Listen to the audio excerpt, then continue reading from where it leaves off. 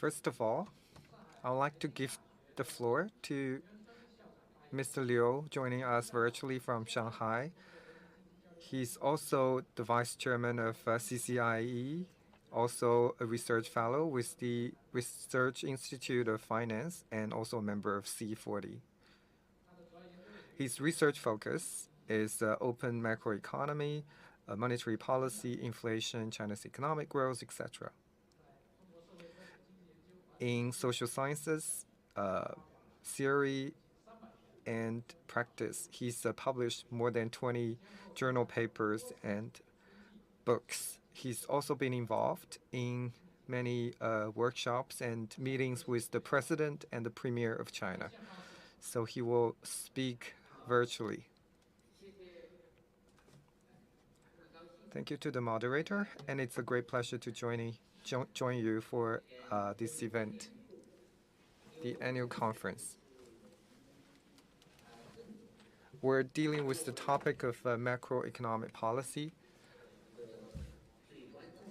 I think a very important argument that I would like to make is some of the challenges we're facing in the macroeconomic field. How we can make sure that some of the policy tools that are conventional and available will be utilized sufficiently, and whether we will be able to use some other unconventional tools. And given where we are in the current cycle, how do we shift our gear and think about transition? Third, given that we are 3 years into COVID, the resilience of the economy is now being put to test.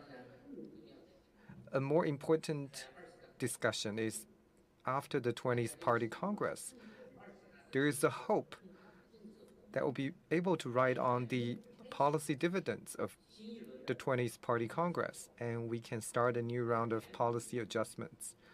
And then we may be able to reverse the trend and also the economic decline that has been happening. So at this point in time, and looking ahead to next year, how we should intervene with macro policy is a very pertinent discussion. There are many key components to that discussion. First, when it comes to the new round of macroeconomic policies, whether this is the best timing, and how do we evaluate that? Second, in 2023, macroeconomic policy targets need to be set and how we're going to set them. Third, to get there and achieve those targets, what policy instruments are needed? What is the right mix? And given this modus operandi, how do we position ourselves?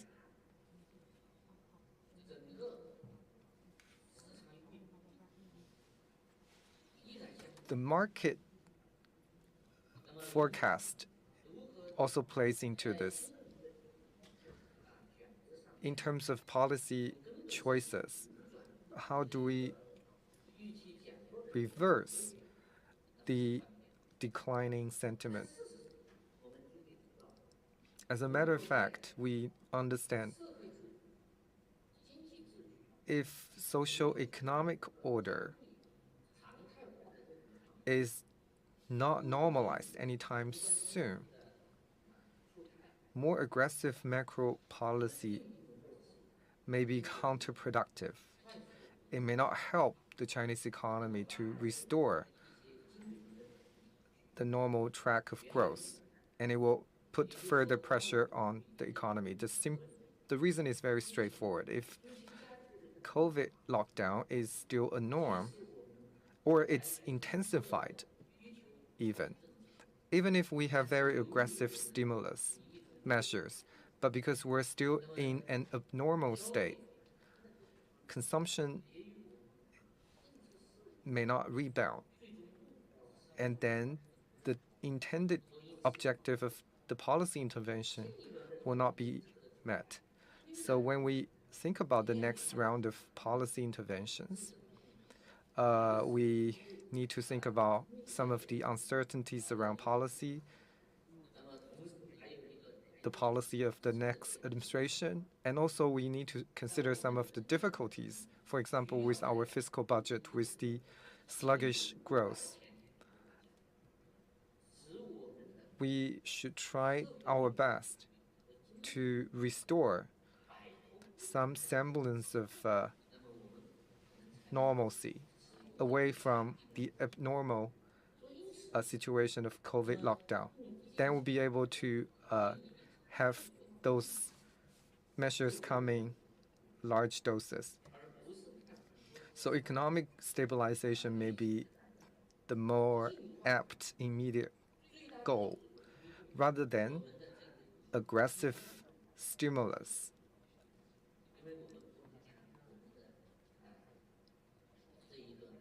Because we can't build our tower on quicksand.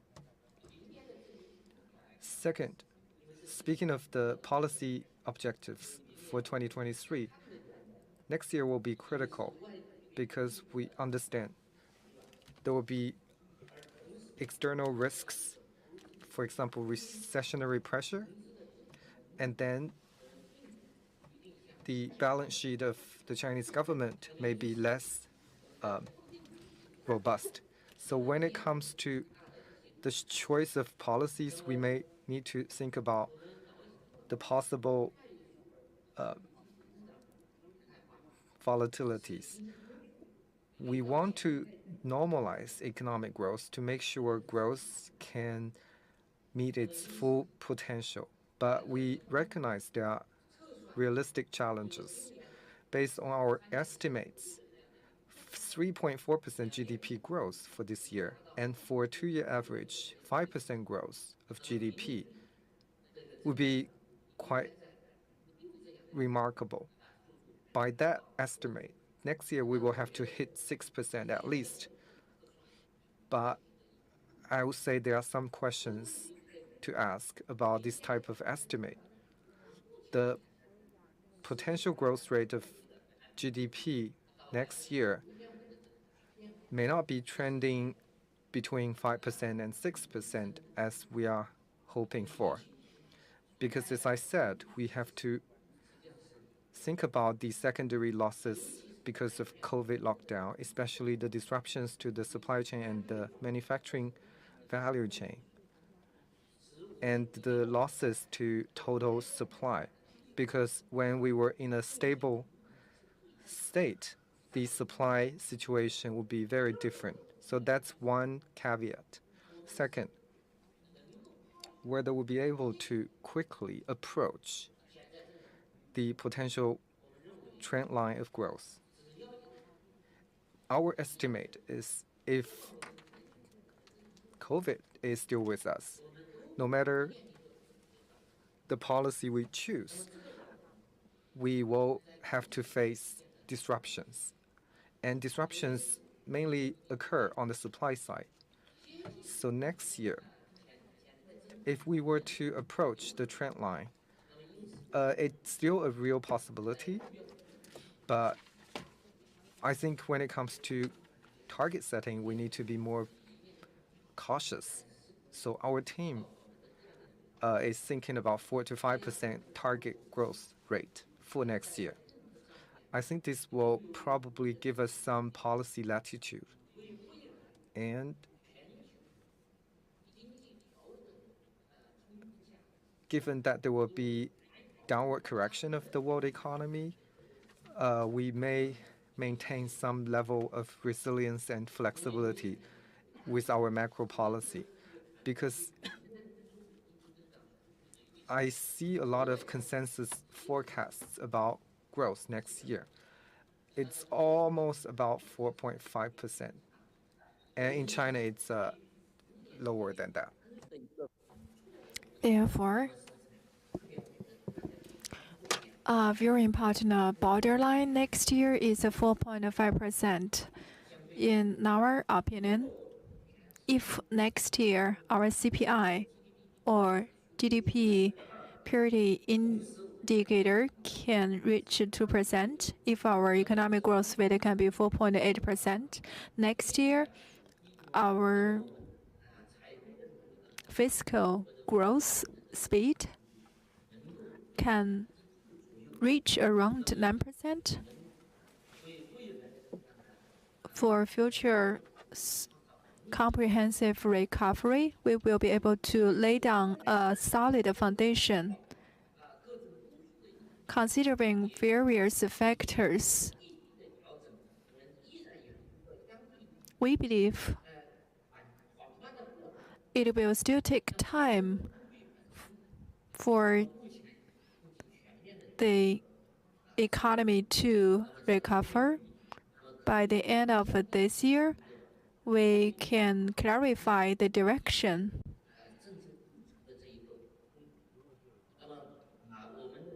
In this way, our fiscal policy, especially fiscal deficit, can be set appropriately. Our M2, our social financing, our monetary policy can maintain the current momentum. We believe it is hopeful to have a continuous recovery. But of course, very importantly, we should give reviews of the major concerns of the market. For example, the understanding of the pandemic, and also for the policy dividend of the 20th Party Congress, we need to have a comprehensive explanation. Also, when we formulate a basket of reform policies, we need to make policies and release relevant information related to such policy reforms. The real estate market, the small and medium-sized enterprises issues, and the private financing issues, we should also give some guidances on those issues. In this way, we expect to have a comprehensive reversal at the beginning of next year, and then our expectation can be further strengthened. And we are able to further tap the potential next year. With that, I'd like to wrap up my comments. Thank you. Thank you very much, Yuan Chun. You are in Shanghai, right? Yeah, I'm in Shanghai. So you went to Shanghai from Beijing, but you've not come back to Beijing yet, right? No, I've came back to Beijing once. Okay, that is really not easy. I have a question for you. For the Chinese economy to maintain a relatively appropriate growth rate in terms of the supply side, where do you think the priority should be put? Well, from the supply side, in my opinion, the priority should be put on how to deal with the shock of the pandemic. Yeah, of course. Can you be more specific? We don't talk about demand. Let's focus on supply.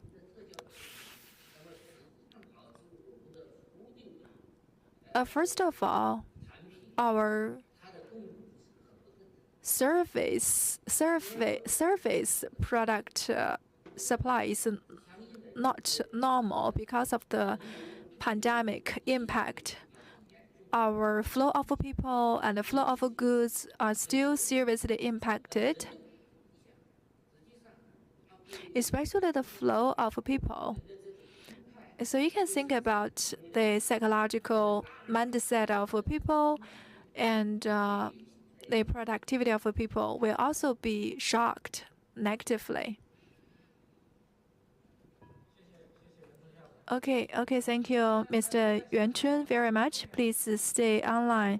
Probably later, we will have experts or audiences asking you questions, probably. So please don't exit yet. Okay, thank you. Now I'd like to give the floor to a spokesperson of the NBS, Director General of Department of Comprehensive Statistics of the NBS, Fu Linghui. Fu Linghui is a senior statistician. Now he is the spokesperson for the NBS. He's engaged in the analysis and the study of macroeconomy over the years. In terms of macroeconomic analysis and statistics, he has very unique insights to share with us. So, in response to the opinions of Yuan Chun, could you give some responses from the statistical perspective? Thank you, Mr. Zhou. Hi, everyone. Dear friends and gentlemen, and ladies and gentlemen, I'm very glad to have this opportunity to attend this event. Talking about the economic situation this year, I would like to talk about my personal understandings based on statistics in 2020, or we should say in 2022. The economic operation is really not easy. This year, we are faced with multiple shocks. In the international community, there is the Ukraine crisis. The Ukrainian crisis has been going on. The pandemic worldwide is still spreading. Meanwhile, we also see that so far, the inflation pressure in the world is also increasing. As a result, the main economies in the world, their macroeconomic policy is shrinking. So there is increasing pressure of deflation, especially stagnation. Talking about China, the pandemic is still impacting us from time to time. We're also impacted by high temperature and a drought. We should say the situation is really difficult. Faced with such difficult situation, the Central Party Committee and the State Council have formulated active policy measures. Good results have been achieved. In general, while maintaining economic stability, the economic structure readjustment is also being promoted. New economic development driving forces, such as new energy vehicles, are also developing rapidly. Based on that, we believe that although the economic growth is impacted in the short run, the good fundamentals still remain unchanged.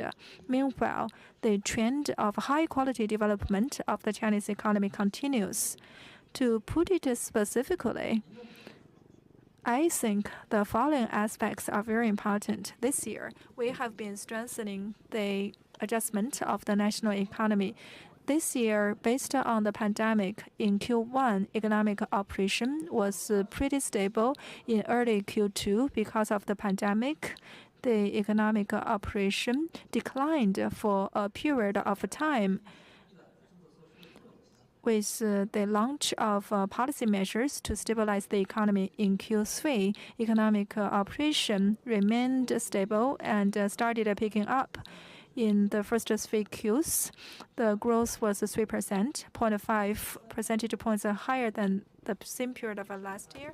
In Q3, it also accelerated compared with Q2. Secondly, in this process, we focused on expanding investment, stabilizing consumption. We also strengthened the guarantee of production factors. We see that production demand has been increasing stably. Faced with the pandemic, the insufficient demand is a reality. Different localities are implementing strategies to stimulate demand. They have been using financial instruments to effectively expand investment by fiscal subsidies and refinancing. Various factors of production have been delivered to the society in the first 8 months. Fixed asset investment increased by 5.8%. For 6 months in a row, it has accelerated. At the same time, we are also stimulating consumption, especially consumption of automobiles and home appliances. The supporting policies are showing results in the first half of the year. The total social retail volume decreased, but in the third quarter, it picked up. So from this perspective, consumption and investment are picking up. Meanwhile, in terms of production, industrial production also maintained rapid growth in the first 3 quarters. As to the service industry, the production index in the first 10 months also increased, but in the first half of this year, it declined. Those situation also shows that production and demand are recovering. Thirdly, the economic structure optimization and readjustment are being strengthened with downward pressure of the economy. To stabilize growth, to readjust structure, and to promote reform have been further highlighted. We have been promoting the development of a modern service industry. We are further promoting stable economic growth by optimizing the economic structure. You can see that the manufacturing industry's advantage is further consolidated in the first 3 quarters. The added value made up around 88.1% of total GDP.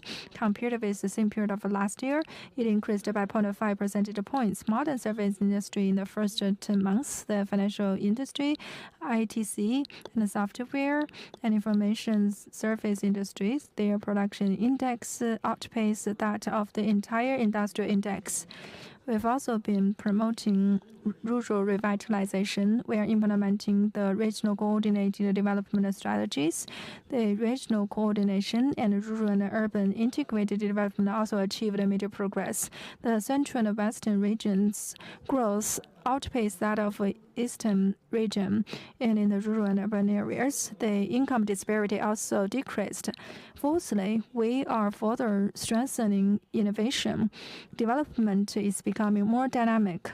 We see that faced with uncertainties externally, we are still sticking to the certainty of reform. We have been deepening the improvement of a doing business environment. We are accelerating the development of the nationwide market. We can see that new industries, new products, and new business models are also increasing. In the first 10 months, high-tech manufacturing industry grew by 8.7%, 4.7 percentage points faster than the entire industrial sector. In the first 10 months, the 5G mobile phones and the smart 5G service stations have also been increasing. The service industry also increased rapidly in the first 10 months. As the national infrastructure projects are implemented, as enterprises are becoming more innovative, their capacity of innovation is also increasing. In 2022, our Global Innovation Index ranks 11th in the world. Fifthly, we are promoting ecological civilization development. Low carbon transition is showing results. We see that we are reducing carbon emissions. Energy production and utilization are being optimized in the first 3 quarters. Clean energy power generation increased by 6.5%. Non-fossil energy consumption proportion to energy consumption increased by 0.6 percentage points. Green production and a green way of living are also increasing. Related products volume is increasing in the first 10 months. PV and new energy vehicles increased by 1.1 and 36.5% respectively. We are also accelerating reform and opening up. We are further expanding international cooperation. As the world economy is faced with a bigger pressure, different regions and different departments are actively promoting higher level of economic opening up. We are further optimize our foreign trade structure. In the first 10 months, foreign trade increased by 9.5%. This is a further increase based on the previous 2 years of rapid growth. Structurally, if we look at general trade, its share of foreign trade is gaining. And then there are major FDI projects in China. and China has remained a top investment destination. In the first 10 months, FDI utilization increased 14%, and the Belt and Road Initiative has also been making progress. Our goods import from those BRI countries increased 20%. Seventh, we are committed to putting people first and putting the improvement of living standards first. Given there is more unemployment pressure and also pressure on income growth, we're now generating, for example, support for migrant workers and new college graduates. We're also trying to grow alternative avenues for the sustainable growth of household income.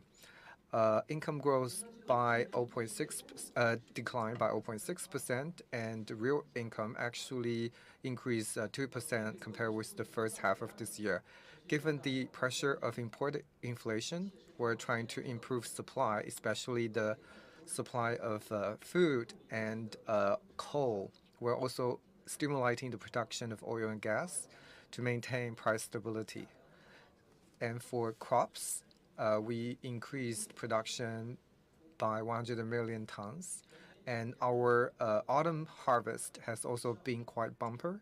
So we expect a quite ample supply of food crops. Despite many challenges we face in 2022 and some of the worse than expected challenges, the fundamentals of the Chinese economy remain benign, and the Chinese economy and the market remain strong and big. Despite those challenges, the Chinese economy is expected to grow steadily. And thanks to our concerted efforts, I believe the Chinese economy will continue to thrive. Thank you, Mr. Fu. You've given us some detailed and convincing data points. Nonetheless, I think we need to hear from a financial institution practitioner. So I'd like to give the floor to Hugh. Mr. de la Manière, please. Your view, please. Hello. Thank you and good evening. It's a great honor for me to have the opportunity to share a few thoughts in this forum about macro policy adjustments. And first of all, I would like to extend my gratitude to PBOC for this kind of invitation. So just a few words about Société Générale. We are one of the leading European financial group. We were established 157 years ago with 133,000 employees worldwide. We are present in 61 countries, and we've been operating in China for 41 years. Our positioning is really to be a bridge between China and the rest of the world, Europe in particular, financing Chinese corporates and financial institutions abroad, and supporting MNCs, multinational companies in China. So the current crisis is unprecedented in modern times, as the growth is down overall, the inflation is up. Countries around the world are experiencing energy crisis, inflationary pressure, climate change, and bottleneck in global supply chain are causing major problems. And some troubles become social and public problems as a result of these economic changes. So in this situation, macro policy stimulus has been essential in supporting ongoing recovery to boost short-term demand, but also to build more sustainable growth for the future. China third quarter GDP growth came in better than expected at 3.9%. However, China's October data surprised on the downside, and retail sales decreased into negative territory. Industrial production and investment also softened. So the recovery has been facing a number of headwinds in China. In the meantime, China is a major actor in the global value chain, and ramping up macro measures to boost economic demand, the domestic demand in China, will not only be crucial for China outlook, but also for the global economy. Central bank has played a central role in terms of policy support, securing supportive financial conditions. Therefore, as a locally incorporated bank, I would bring three topics to your kind attention. The first one is on climate change and biodiversity, which we believe deserves a special attention. And it is good to see that PBOC is integrating climate change into its monetary policy. First and foremost, I would like to take the opportunity to thank PBOCs to approve our company, Société Générale, in the carbon reduction program, that enables us to support more carbon reduction projects and potential extension to other areas linked to biodiversity preservation or positive social impact. Energy transition guarantees would be also welcome. Macro policy released by PBOC demonstrates this trend as, for example, the cooperation between China and the European Union on the common ground taxonomy issue this year. It helps the financial industry to base financing projects and to create investment product as well that can easily refer to a wider range of cases. And we would definitively welcome to extend this taxonomy in scope, but also in region. Under a solid framework, I would stress the fact that actually maybe how to decline this on policy support for green building, for example. As we know, the signs of a turnaround in property sector, it requires time. The trend is to ease property market regulation policies while taking current challenges into consideration. Risk appetite within the property sector is questioned. However, according to United Nations research, more credit flow will be going to green buildings. The trend is aligned with our observation as well on business needs in operation. On that front, cooperation with some MNCs could be also beneficial to the Chinese market. Another point is CSR disclosure, which is a fundamental pillar of green finance. And PBOC has published guidance for such disclosure recently. And Société Générale would be delighted to implement it and to cooperate with Chinese institutions to leverage on our European experience. Evolution of more systematic sustainable disclosure will help financing as well as progressing on reaching carbon neutrality.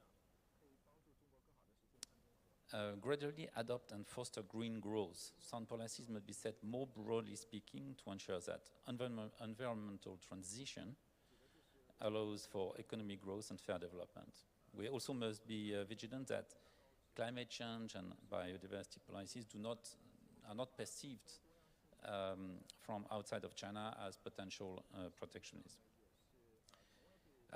My second point would be on pension funds. The rapid aging of population around the world present a real challenge.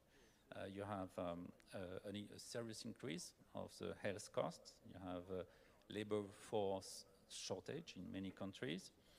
And you need to ensure financial stability for the retirees.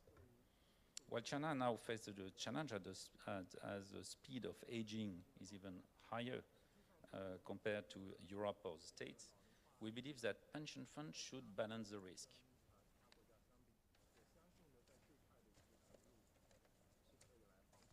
While at the same time, it could potentially contribute to the financing of the Chinese economy, which still relies today very much on direct banking. Private pension fund reforms announced are a good first step to allow the creation of diversified and safe investment products to ensure sustainable revenues for the retirees. Further development will help overcome the challenge of financing aging population, which was traditionally mostly invested in real estate. Potentially, it offers more opportunities to increase the return on investment by capitalizing on the management experience of domestic and foreign banks, insurance companies, asset managers, and mutual funds. We also see the benefits of expanding real money assets to contribute to the financing of the economy in particular. To reduce the tendency for precautionary savings, innovative financial products can help the elderly save their post-retirement savings or insure themselves against longevity risks. Secure assets with stable and sustainable return can especially be attractive for pension funds. So in this context, Société Générale has been very active in the life insurance and retirement solution across the board in many countries in US and Asia and in Japan in particular, as we have been the best derivative house in Europe for nearly 30 years. And we've been a pioneer in the life insurance for now more than 20 years. So on the final point, I would like to say a few words on digital transformation. Modernizing digital transformation is crucial for accelerating the business growth in the China market. Leveraging on foreign banks' global technology, opening cloud usage, and effectively managing cross-border data are the key success for financial markets opening. It must be controlled, but it should be possible, in particular for wholesale banking. We believe in distributed ledger technology for smart contracts that could help many financial services to be safer, faster, and cheaper. But for Société Générale, cryptocurrency was always considered as a risk, and recent events are proving that that position was the right one. However, we have another position on CBDC, Central Bank Digital Currency. And PBOC was a pioneer with the EUN. Central Bank Digital Currency presents both challenges and opportunities, and it is also very much a topic of focus in Europe, with the ECB looking closely at the issue, as well as for many other central banks. Sound design can also offer several benefits, including fostering innovation, cross-border capital flow, increased security, and once again, reduce costs for financial companies. But the respective roles of the central bank and financial service providers must clearly needs to be thought through. Again, this is a topic that will require international cooperation and the acceptance of mutual certification. In conclusion, I would say that the following financial institutions are observing very closely all the macro policy adjustments, as it has a direct impact on our strategy, our business success, and our organizations. So we have our wishes, our hopes, and we are ready to contribute and to adapt. And looking ahead, we believe that the changes to come should offer more opportunities for the benefit of the Chinese economy and for our specific industry.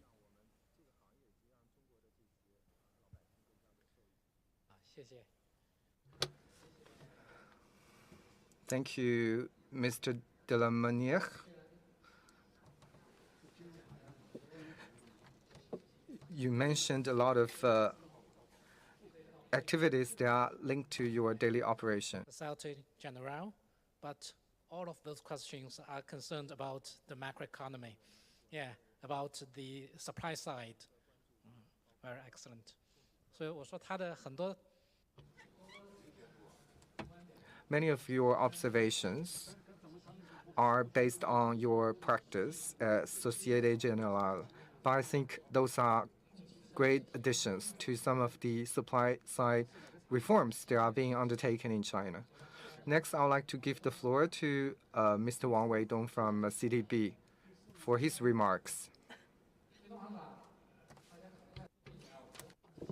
You may not know him very well, so I'd like to give you a brief introduction. Wei Dong is a graduate from Tsinghua University. Now he is a vice president of a China Development Bank. He once was the vice director general of the Business Bureau of CDB. He's also been the head of Jiangsu branch of CDB and a number of other local branches of CDB. He has a very rich experience in the local operations of CDB. Honorable guests, I'm very glad to participate in today's forum. Today, I will talk about macroeconomic policy and how to cope with multiple shocks effectively. I would like to share with you 3 considerations. Firstly, about the current macroeconomic situation and the prospects in the future. Since the beginning of this year, the international environment is getting more complicated. Demand is shrinking, supply was disrupted, expectation decreases. We are faced with 3 levels of pressures. Economic data fluctuation also increases with the firm leadership of the Party Central Committee, with the efficient control and coordination of pandemic control. With the economic and social development, we have effectively implemented a macro policy. We've further smoothed the economic circulation. We've promoted the recovery of market demand. We've maximized the stability of economic and social development. The national economy in general still shows the trend of being stabilized and picking up. In terms of the demand side, I believe that the foundation is still very stable. Although we are impacted by the pandemic, social consumption products, retail sales increase rate declined a little bit. However, the food and oil and other necessities price and the consumption volume has maintained a stable growth, and the effective demand is also being released. In terms of export, although Europe and the United States, those external demand remained sluggish. However, ASEAN and export to ASEAN and to Japan and South Korea performed very well. I believe that RCEP is playing a continuously important role to support China's foreign trade. In terms of the supply side, industry, service sector, structural readjustment is implemented stably. Industrial upgrading is promoting economic growth. Industrial economy in terms of high-tech manufacturing, equipment manufacturing, and emerging industries are also picking up momentum. The service industry, supported by information technology, is also maintaining resilience. Industrial added value and the service industry production index are getting better. The manufacturing industry's operation activities are maintaining good momentum as well. The service industry business activity index is also picking up. Looking into the future, I believe that the overall situation of development in China has both opportunities and challenges. On the one hand, the global economic downward pressure probably will lead to further decrease of external demand. The domestic consumers' preemptive saving expectation further increases. As a result, consumption recovery will be impacted. To further expand consumption is constrained by the people's expectation of a future income. The domestic economic foundation still needs to be further consolidated. On the other hand, China's foundation and factors conditions to build a new development pattern are very abundant. China has conditions to further optimize the industrial structure. China has the advantages to promote the new driving forces of economic growth. The long-term sound fundamentals remain unchanged. To stabilize the economy, various measures are being implemented and showing results. We believe that effective demand recovery will be more prominent. Industrial growth driving forces, investors' confidence will continue to be strengthened. Economic good momentum will be further consolidated. So that is my first consideration. Secondly, I would like to talk about the practices to cope with multiple shocks. Since the beginning of this year, faced with multiple shocks and challenges and risks, the State Council and the Party Central Committee have strengthened adjustment of macro policies. They resolutely implemented the basket of policies to stabilize the economy. Deployment has been made to stabilize the economy in terms of fiscal policy by tax policy readjustment, by accelerating fiscal expenditure. The activism of market participants is further strengthened. In terms of monetary policy, structural monetary policy role is further strengthened by further promoting the policy and the development bank credit, and by further releasing policy financial instruments.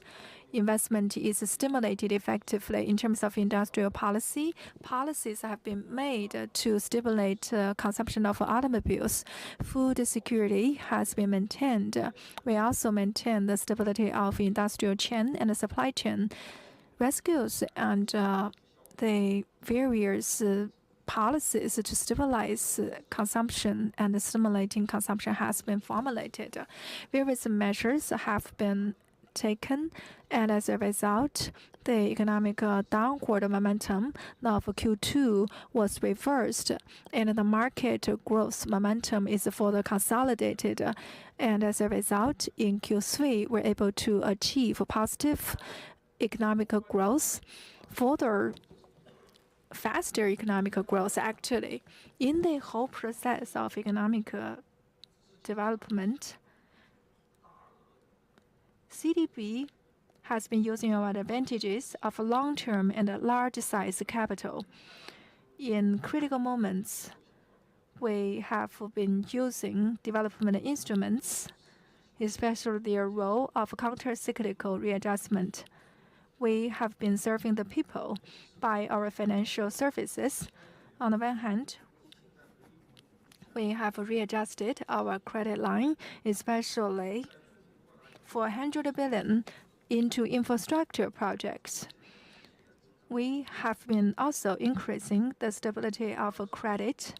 Secondly, we set up infrastructure investment fund. We effectively make up the capital gap for major infrastructure projects. We've supported the construction of a large number of projects. Third is to guarantee the delivery of housings to the people. Fourthly, we support the upgrading of our equipment. We also expand manufacturing industry's middle-term and long-term loans. Within a short period of time, thanks to those policies, we have been able to achieve our targeted goals. I believe this should be attributed to the following reasons. Firstly, we have promoted the investment in key projects, especially we improved the operational efficiency of those funds. Secondly, the fiscal, monetary, and industrial policies support each other.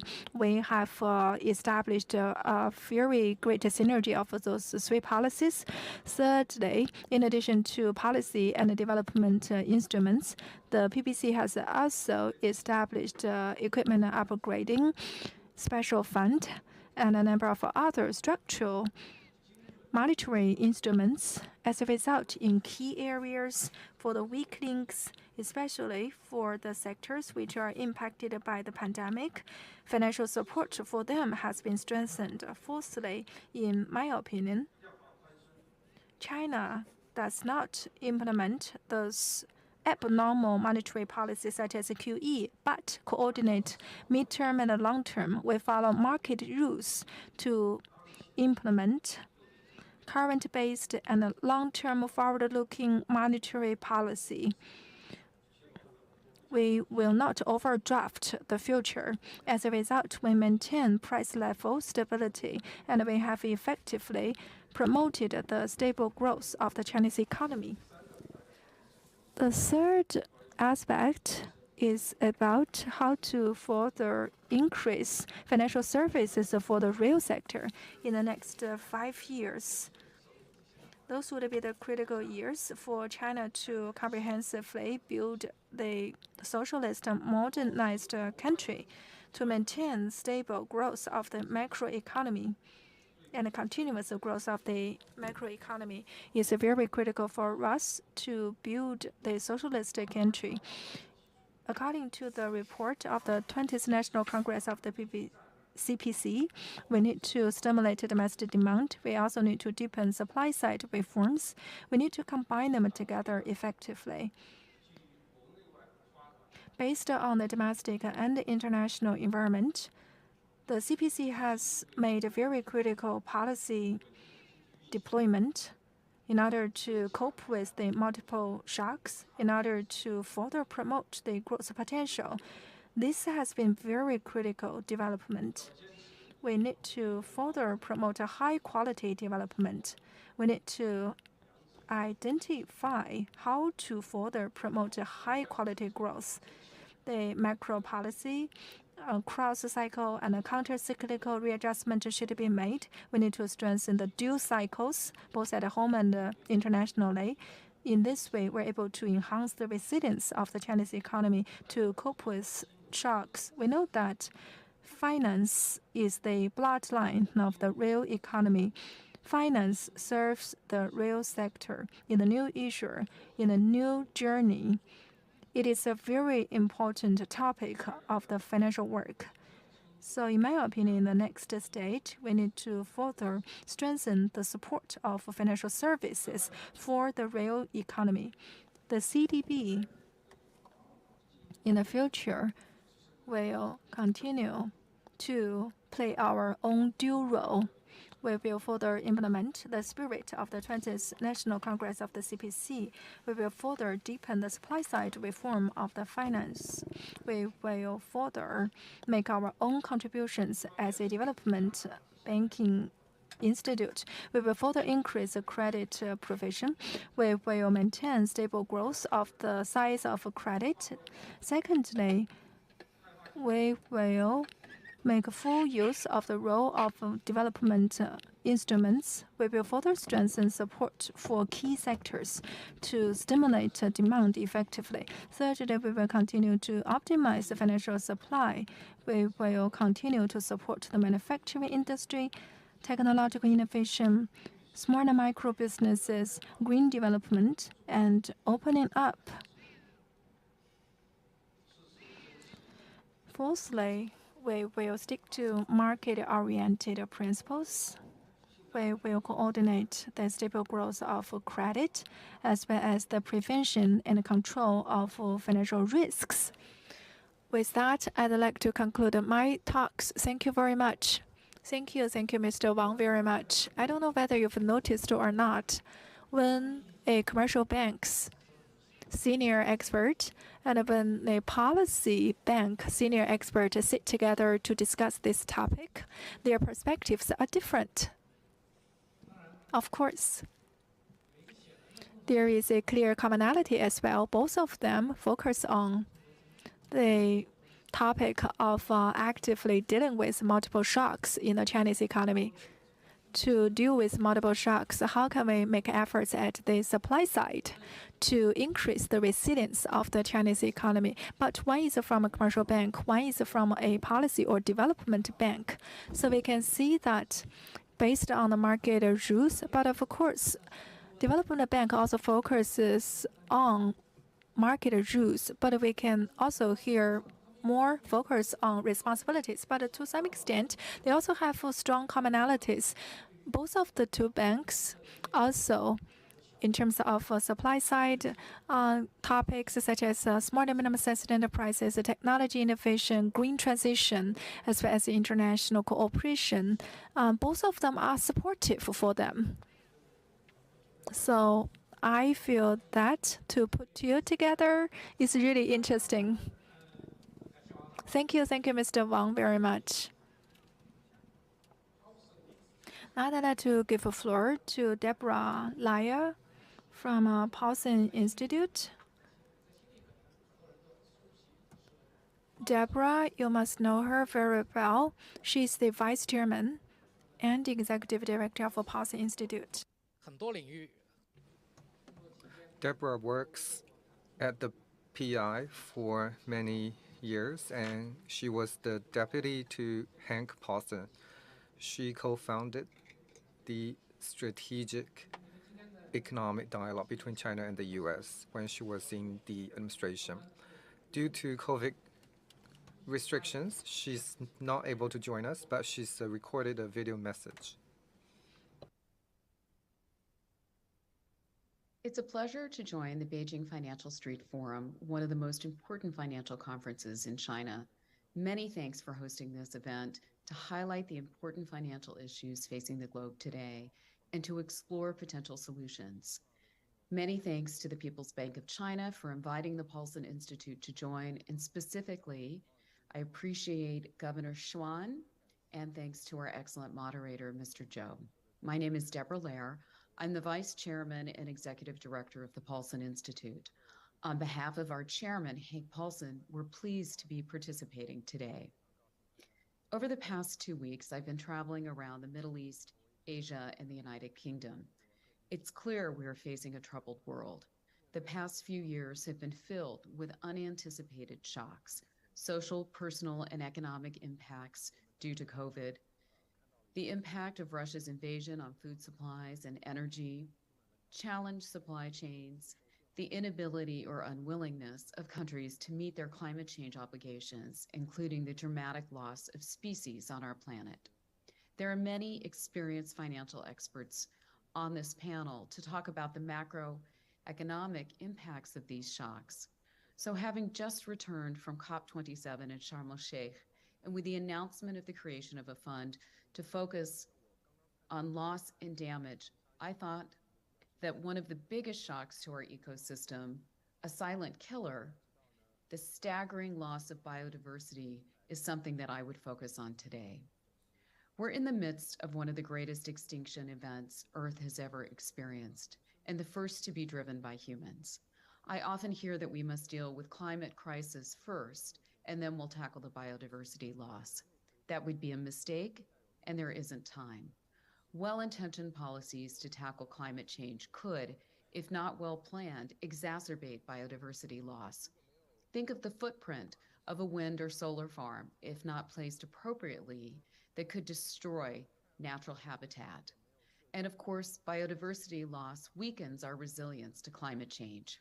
We must tackle these two crises together and in an integrated way, and especially because the statistics about biodiversity loss are terrifying. Populations of vertebrates have declined by a staggering 68% since 1970. 90% of the world's large fish have disappeared. And today, humans, or the livestock on which we depend for food, make up 96% of the biomass of mammals on Earth. The loss is not only desperately sad, but it presents tremendous risk to human prosperity and well-being, and significant economic risks. I understand it's hard to quantify free goods, and that's how we price nature today. And I recognize that it's very hard to put a price on nature. Yet it's important that we develop some types of benchmarks to demonstrate the extent of the potential challenge. Consider the threat to our already fraught food supply. The loss of pollinators alone, our birds and bees, could lead to a drop in annual agricultural output of more than $200 billion annually. $200 billion, that is.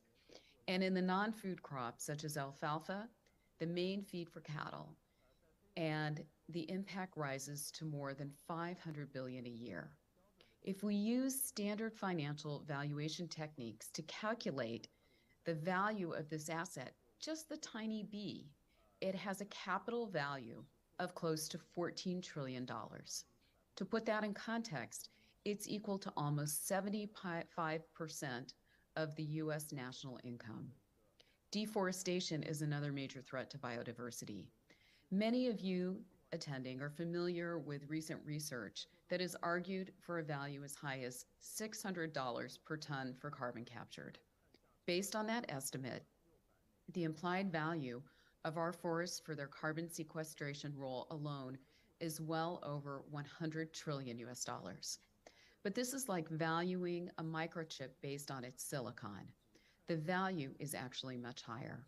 Roughly half of the global economy, $44 trillion, is dependent on nature or the services it provides.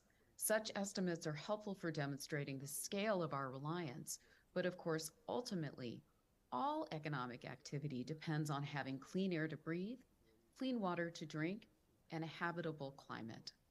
So it's increasingly clear that our path to net zero carbon relies on a healthy biosphere and nature-based solutions. So if nature is so valuable, why are we not doing a better job protecting it? The fundamental reason is that we don't appropriately value nature in our economies. There's growing evidence, as set forth by Professor Partha Dasgupta in his review into the economics of biodiversity, that we should be treating natural capital in the same way we treat other forms of capital, such as built, financial, and human capital. We should measure it, value it, and invest in it.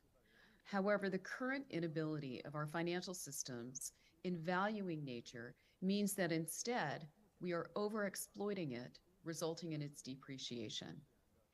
In 2020, the Paulson Institute, together with our partner, the Nature Conservancy, published a report entitled Financing Nature, Closing the Global Biodiversity Financing Gap. The report showed that there's a $700 billion gap, US dollar, gap between what the world spends on biodiversity conservation today versus what we need over the next decade. That's a big number, I know, but it's also manageable. While it's about 1% of global GDP, it's actually less than the whole world spends on soft drinks in just 1 year. There is a path forward, yet it takes significant political will.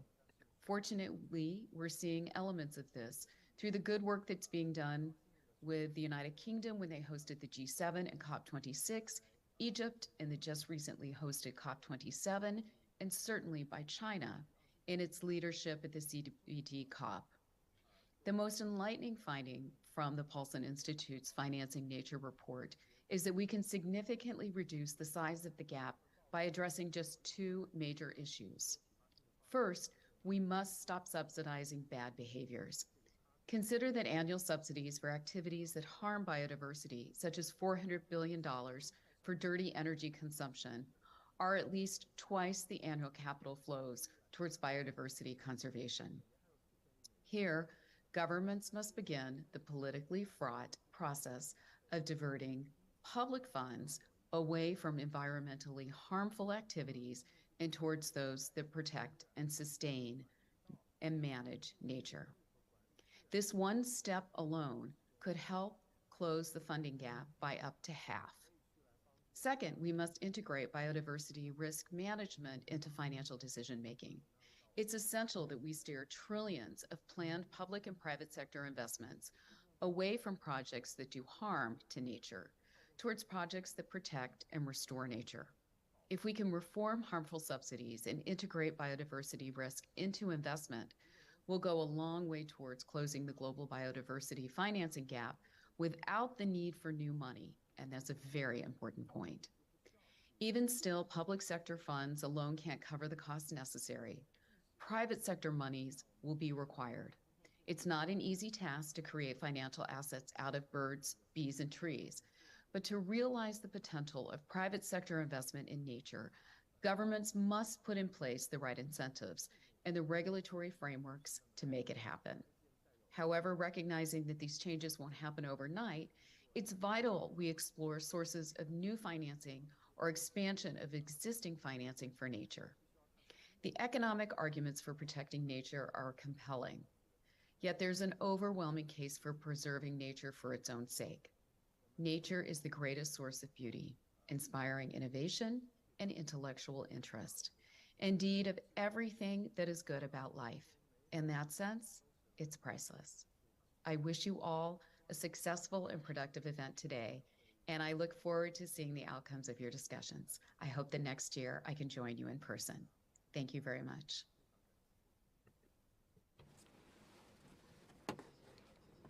Thank you to Deborah.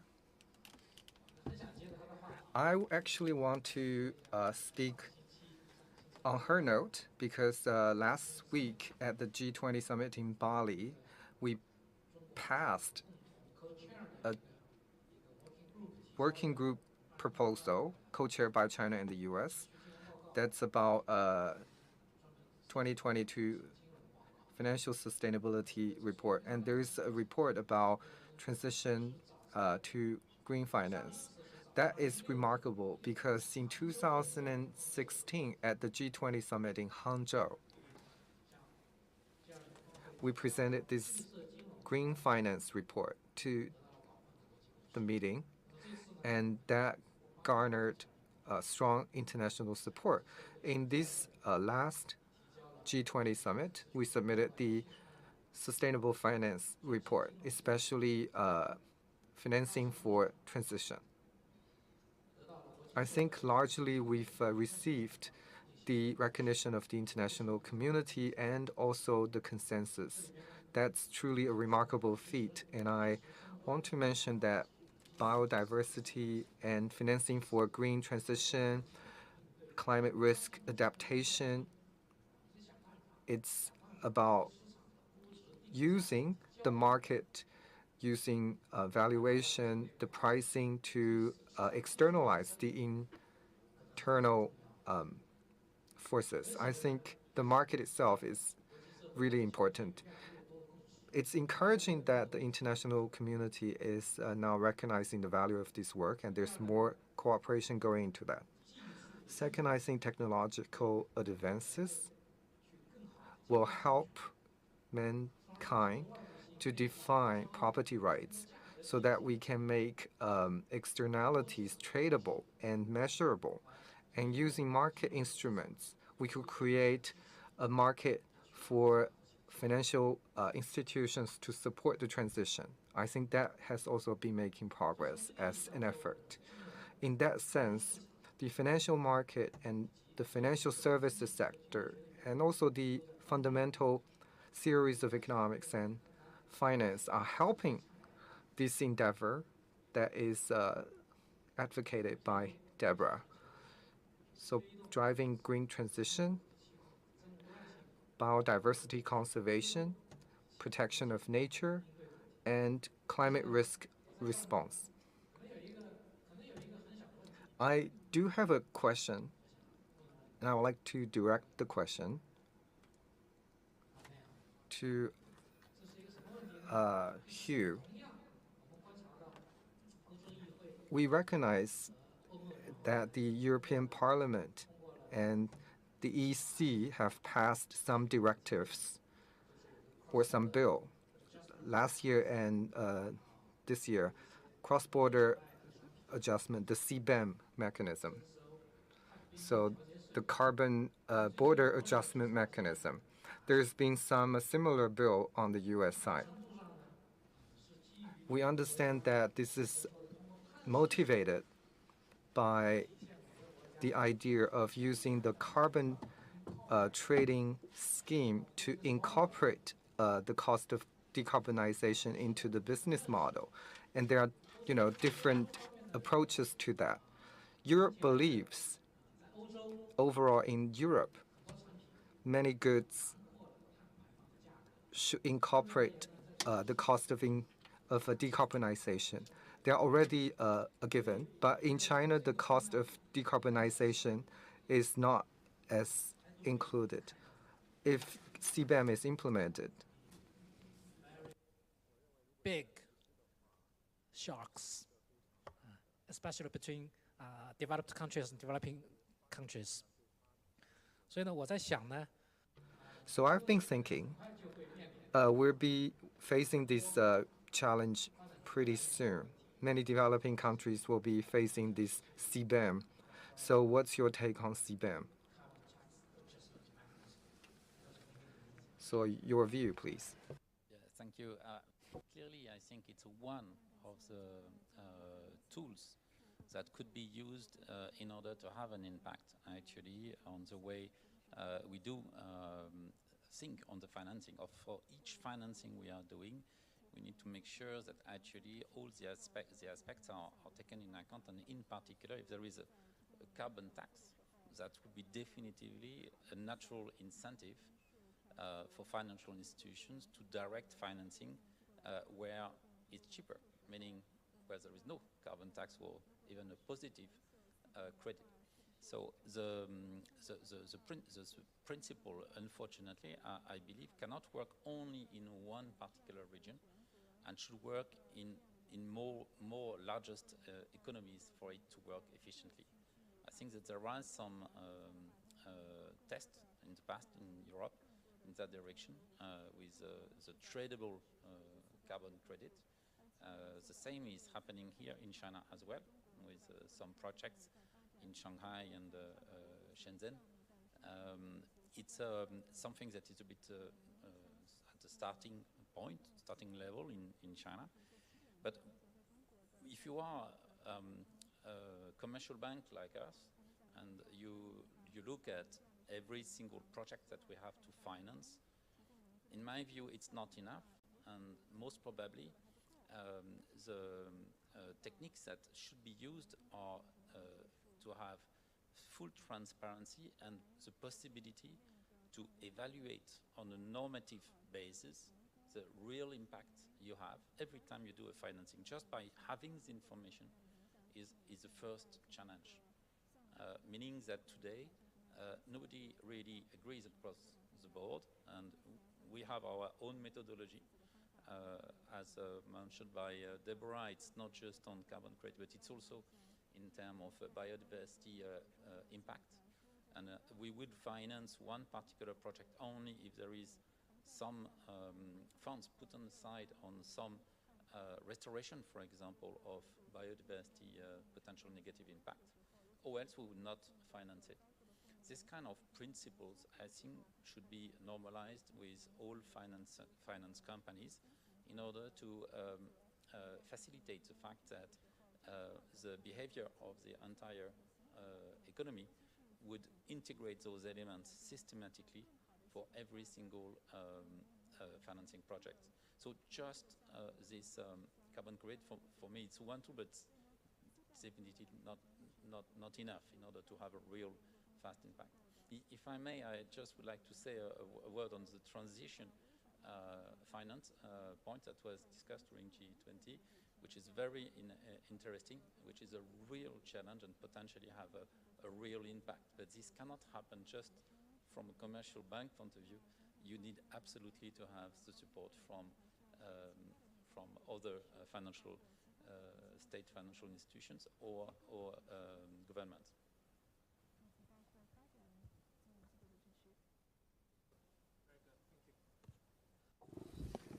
Thank you.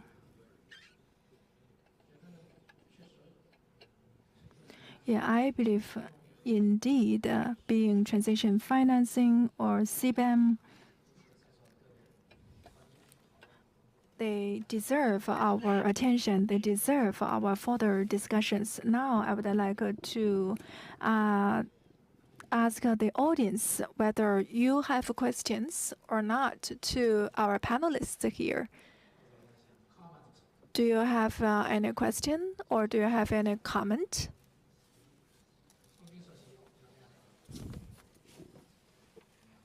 No?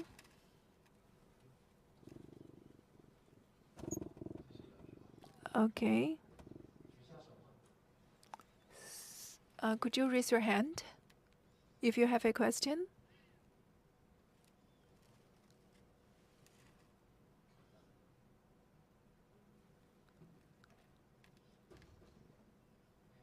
Okay, no.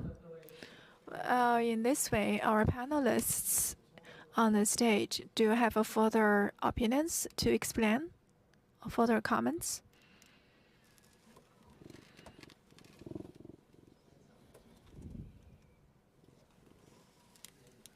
Since the beginning of this year, as I said earlier, the Chinese economy has been faced with many challenges. Our topic today is macro policy to deal with multiple shocks. We say that this year, faced with multiple shocks, a series of measures have been taken. It's really not easy to stabilize the economy. Looking into next year, in terms of the global situation, the external uncertainties are still increasing. The domestic economic recovery is also faced with many challenges. Just now, Mr. Liu Yanchun also mentioned that next year we should think about how we should plan our growth target next year. In the new circumstances, how can we maintain the sustainable and healthy growth of the Chinese economy? I believe this topic deserves our full attention. So just now, I listened to the talks of Mr. Zhou. I believe that right now, a major problem we are faced with is insufficient demand. However, Mr. Zhou emphasized a lot to look at the supply side. Actually, in the report of the 20th National Congress of the CPC, it's mentioned that to expand consumption should be combined with supply side reform. I believe that next year, how to stabilize the economy, how to stabilize economic growth. In addition to expanding the overall size, we should also optimize the structure. We can see that in the process of economic growth, the optimization of economic structure might lead to new growth points, especially green development. It's already emerging as a new driving force for the Chinese economy. We believe this can serve as a major engine for the Chinese economy in the future. Since the 18th National Congress of the CPC, in terms of green transition, actually, the Financial Research Institute is also conducting green finance research. So actually, green finance has played a very important role to the transition of the Chinese economy. I believe that in the future, in terms of the supply side, we need to take more actions. On the one hand, we have the potential demand. How can we further stimulate the demand and forge new growth points?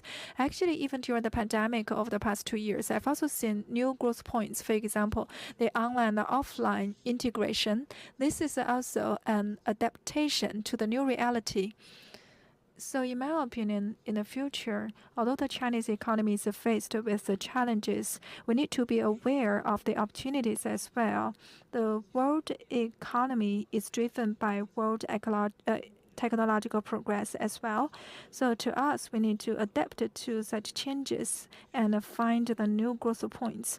I believe the Chinese economy can still maintain stable growth.